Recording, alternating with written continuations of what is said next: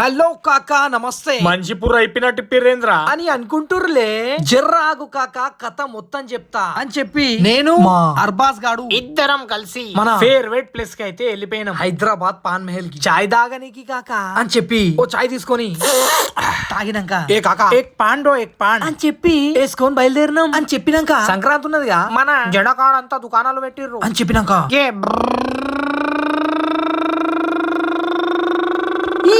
అని చెప్పి love you to Peddapalli అని రీచ్ అయిపోయినాం మెకానిక్ షెడ్ కు అని చెప్పినాక హాయ్ కాకా అని చెప్పి బండి పార్క్ చేసినాం. ఇక మనోడు పోస్ట్ మాస్టర్ మొదలు పెట్టిండు. బ్లడ్ మొత్తం కారిపోయింది అని చెప్పినాక పురాధీశుడు మొదలు పెట్టిండు.